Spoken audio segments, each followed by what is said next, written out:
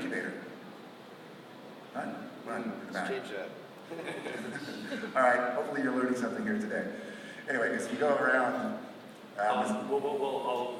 I'd make one comment picking up on what David said. You know, I've worked with a lot of different groups that are, quote, trying to raise money that are having trouble raising money. And I actually end up finding groups that have literally told me, gee, I've made 60 VC pitches.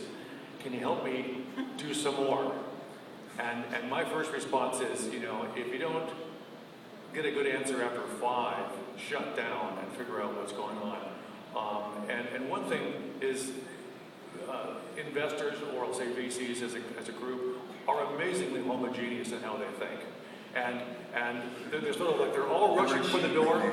They're all rushing for the door to get out, or they're rushing to come in. But it isn't like some are leaving, some are going, and some are like hanging around. Okay.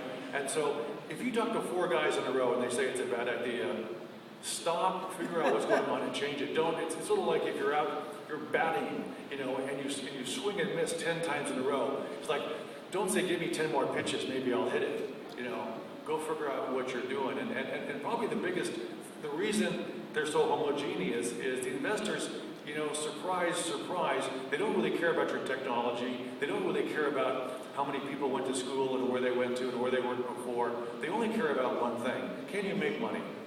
And so the funnel which they're looking at your business is, can this business make money? Does it look like it can make money? And often, as an entrepreneur, and I've been in this position myself, I'm so excited about what I'm doing and my technology and this, I sort of lose track of what they care about. And that's why I think you get very homogeneous answers. And I think it's very important, as David said, if you're not getting traction, just stop, figure out what you're doing and change something, but don't just keep doing the same thing. You're going to irritate everybody, including the 15th and the 20th VC that you come to see. Thank you. Wise words. Paul. Yeah, I got a few things. One, I want to invite all you guys to Apply.io. We're a very open process.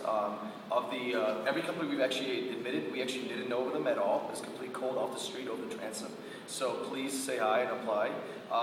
Second of all, we didn't address it at all, but I mean, you know, we're here. It's a very international forum.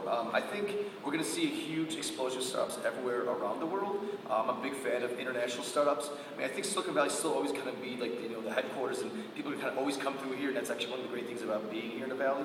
But I mean, with the proliferation of open source, all the blogs going out there talking about the content, and people being, you know, living a more worldly lifestyle, I think we'll see some really great companies, you know, outside of here. So just keep that in mind as well too.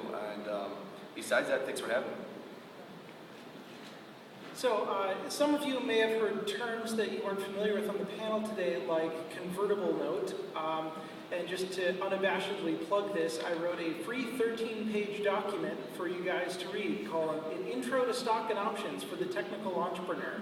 It's on Scribd, so just search for Intro to Stock and Options, and it'll go and walk you through what is stock really, what are options, why should I care about weird things like 83B elections.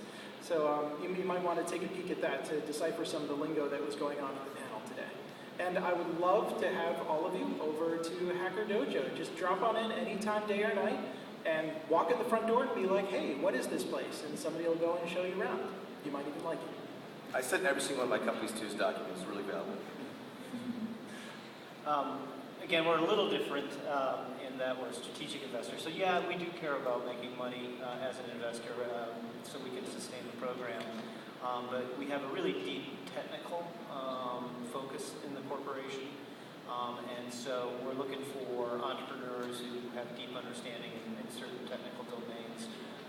And then we take it from there. Obviously, we want guys that are motivated to be entrepreneurs, so team always counts as well. But there is so much good information and so many good programs out there now to check out that it's really, even 5-6 years ago when I raised money, was still, we didn't know what we didn't know, and I don't think that's so much the case anymore. So just get out there, read the blogs, read the information, and then if you're approaching a company like Citrix, though, kind of know what we care about. So it's more than just making money.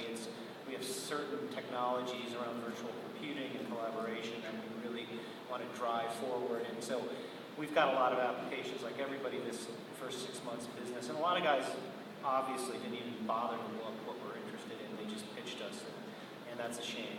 So that would be my only advice. Make sure you're aware what the investor is looking for as well.